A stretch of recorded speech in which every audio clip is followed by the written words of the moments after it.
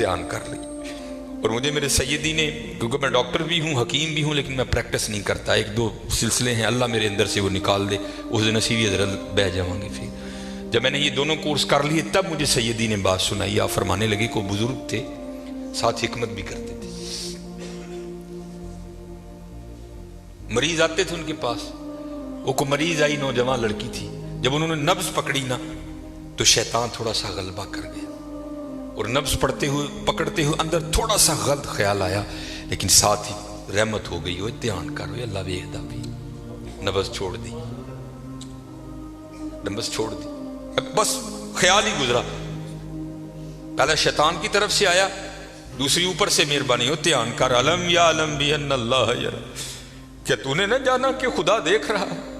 پتر کی کر دے ہو، ماں باپ آتے ہیں تو چینل بدل دیتے ہو، اور ایک دفعہ کہتے ہو حضور حاضر و ناظر ہیں، وہ خیال نہیں آتا کہ حضور بیٹھے بھی دیکھ رہے ہیں کہ میں نیٹ پہ کیا دیکھ رہا ہوں؟ کیوں بھول جاتے ہو ہمارا اللہ بھی دیکھ رہا ہے کہ میں نیٹ پہ کیا دیکھ رہا ہوں؟ خیال گزرا، ساتھ ہی خیال علم یا علم بھی ان اللہ یرا ربنا انک تعلم ما نخفی وما نعلن وما یخفی علی اللہ من شیء فی الارض ولا فی السماء.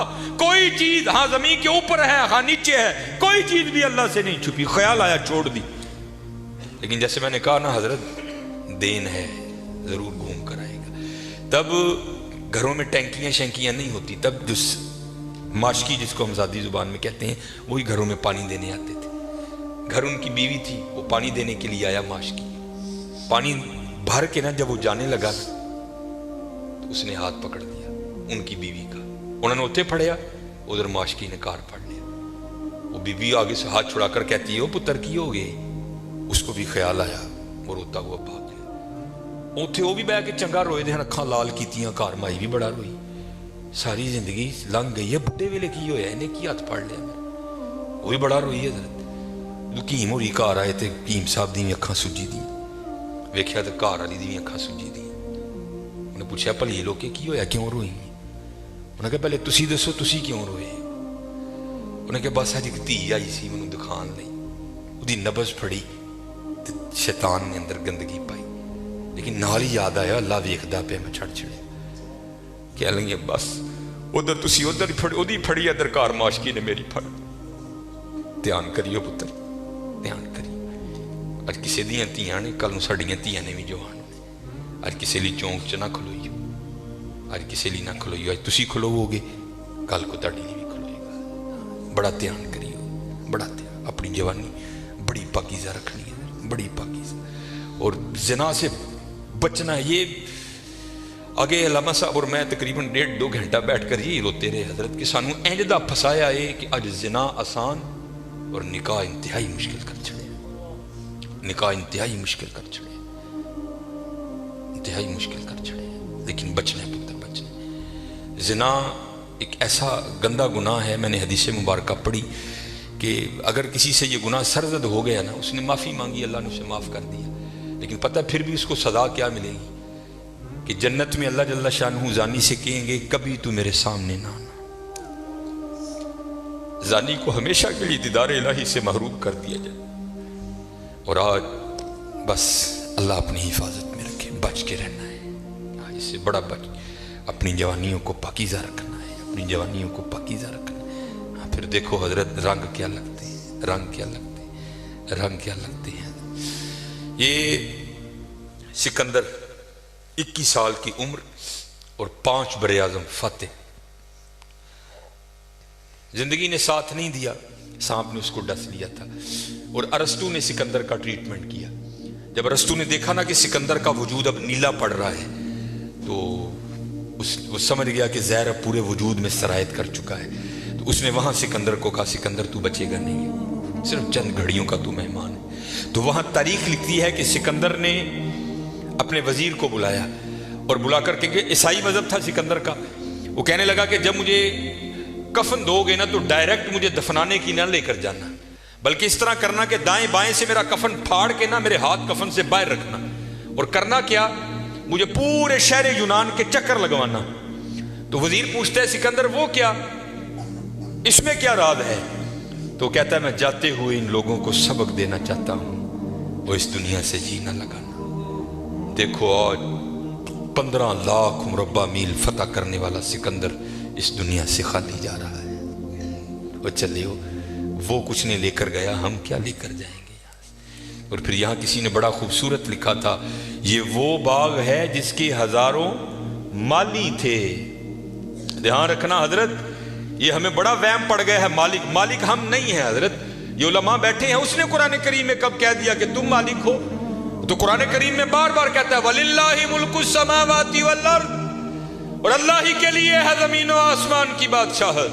वल्लाहु अला कुल्ली शैइन कदीर। ये आप आयतुल कुर्सी में हर फर्ज नमाज के बाद इस बात को दोहराते हो। अल्लाहु ला इलाहा इल्ला हुवल हय्युल कय्यूम ला ताखुदुहु सिनतुम वला नौम लहू मा फिस समावाति व मा फिल अर्द। और अल्लाह ही के लिए है जो कुछ आसमानों में है और जो कुछ जमीनों में है। सूरह आले इमरान 3 पारा। कुल, महबूब आप कह दीजिए अल्लाहुम्मा मालिकल मुल्क, ऐ अल्लाह ऐ मुल्कों के मालिक। ध्यान करियो पुत्र, वो मालिक जे असी नहीं ने माल, हम तो माली हैं यार।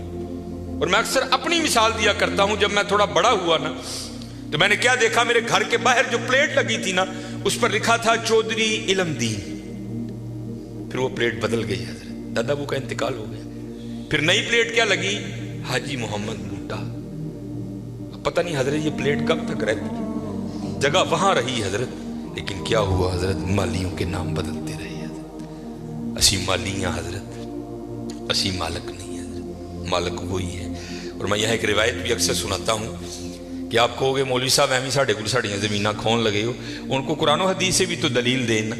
हजरत मूसा अलैहिस्सलाम का दौरे मुबारक था और जमीन का एक टुकड़ा था। 2 बंदे लड़ पड़े आपस में, एक मालिक था, एक का दिल बेईमान हो गया। इससे पहले कि दोनों दस्ते गिरे बां होते, खून बहता, किसी की जान जाती, वो 4 बड़े वडेरे विच रले। उन्होंने बह के क्या गल सुनो, अल्लाह के नबी हजरत मूसा अलैहिस्सलाम मौजूद है, यूं एक दूसरे का गिरेबां पकड़ते हो, चलो चल के उनसे फैसला करवाते हैं। सारे लोग हजरत मूसा अलैहिस्सलाम के पास हाजिर हुए। अर्ज की हुजूर जमीन का टुकड़ा है, ये दावा करता है ज़ैद के मेरा है, बकर कहता है मेरा है, आप अल्लाह के नबी है, आप फैसला फरमाएं किसका है। कुछ ऐसे होते हैं ना जिनको अदब अदाब की आगाही नहीं होती कोई भी, वहां भी एक ऐसा बैठा था। हजरत मूसा अलैहिस्सलाम से अर्ज करता है हजरत इंज करो, कल्ला कल्ला करके ना उन साइड ते ले जाओ, दोनों की बात सुनो, हकीकत हाल आप पर वाज़ेह हो जाएगी। हजरत मूसा अलैहिस्सलाम जलाल में आ गए। आपने फरमाया मैं अल्लाह का नबी हूं, मुझे इस बात की जरूरत नहीं कि मैं कल्ला कल्ला करके इनकी बात सुनूं, मुझे अल्लाह ने ये ताकत दे रखी है, मैं जमीन के टुकड़े से पूछ लूंगा, बता तू दोनों में से किसका है। आपने सबको इकट्ठा किया और लेकर चले गए। जमीन के उस टुकड़े पर खड़े हुए, फरमाया ये ज़ैद दावा करता है तू मेरा है, बकर दावा करता है तू मेरा है, अल्लाह के नबी हजरत मूसा तुझसे पूछते हैं बता तू किसका है। तो तफसीर में लिखा है कि वो जमीन का टुकड़ा बोल उठा। पहले हजरत मूसा अलैहिस्सलाम को सलाम अर्ज की और सलाम अर्ज करके अर्ज करता है हजरत ये दोनों झूठे हैं, ना मैं इसका हूं ना मैं उसका हूं, इनको को तैयारी करें, ये दोनों मेरे हैं। हसी हजरत केड़े वहम च पे दे ते हकीकत क्या है। ये वो बाग है जिसके हजारों माली थे, सिकंदर जब इस दुनिया से गया दोनों हाथ खाली थे। हाँ हजरत ध्यान करियो, खाली आए हैं और खाली ही यहाँ से जाएंगे। हाँ जाएगा क्या, अच्छे और बुरे अमाल साथ जाएंगे। हजरत हम ताड़ी मर्जी है हजरत, जिदा मर्जी ढेर ला लो हजरत, लेकिन हजरत जी चंगा ही ढेर लाइयो, मंदा ना लाइयो।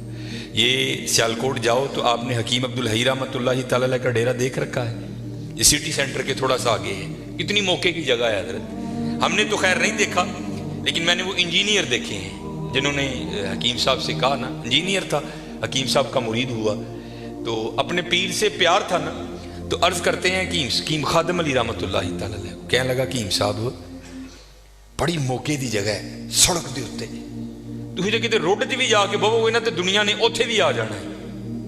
मैनूं इजाजत दो, हाँ मैं नक्शा बनावा ते इत्थे सोहना प्लाजा बनाइए।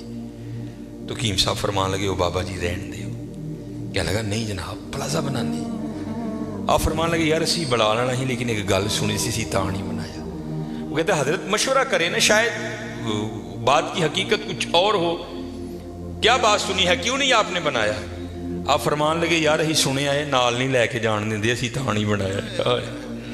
कैसे लोग थे यार, कितना तकवा था उन लोगों में, इस जानब तवज्जो ही नहीं की हजरत, तवज्जो की तो सिर्फ अल्लाह की तरफ की हजरत। توجہ کی تو صرف حضور کی غلامی کی جانب کی ہے، اس جانب آئے ہی نہیں. اور حضرت جو اس کی جانب جائے گا نا دنیا تو آٹومیٹک اس کے پیچھے آئے گی. مولانا روم رحمۃ اللہ تعالیٰ نے بڑی خوبصورت مثال لکھی، بڑی خوبصورت مثال. آپ فرماتے ہیں کوئی بزرگ بیٹھے تھے، ان کے سامنے سے نا بندہ بھاگتا ہوا گیا، افیادہ نسیہ پہ جائے. اگلے دن پھر بیٹھے تھے، پھر بھاگتا ہوا گیا. تیسرے دن پھر بیٹھے تھے، پھر گیا. چوتھے دن جب گزرا نا آپ نے پکڑ لیا اسے. آپ نے فرمایا بھائی تجھے کیا مصیبت پڑی ہے، روز تو اس وقت بھاگتا ہوا نکل جاتا ہے اس جانب. اور کرتا ہے حضور میں اپنا سایہ پھڑن ڈیا تھا. آپ نے فرمایا پھر تو ساری زندگی نہیں پکڑ سکے گا. اس نے کہا حضور وہ کیوں؟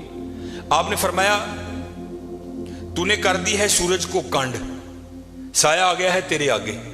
اب سورج کو کنڈ کر کے جتنا مرضی بھاگ، کیونکہ سایہ آگے ہے، وہ بھاگتا رہے گا تو اس کے پیچھے بھاگتا رہے گا، پکڑ نہیں سکتا. ہاں ایک کام کر لے، پکڑ پھر بھی نہیں سکے گا، لیکن پھر یہ ہوگا کہ تو سایہ کے پیچھے نہیں بھاگے گا، سایہ تیرے پیچھے بھاگے گا. انہیں اس کی تھی حضوروں کی. آپ نے پھڑکنا دا پاسا پویا اور منہ کیتا سورج جل. فرمایا ہوں سورج جل نوں دوڑ لا، سایہ تیرے پیچھے پیچھے دوڑے گا.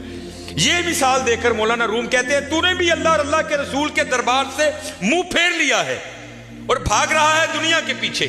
اب دنیا آگے آگے تو پیچھے پیچھے.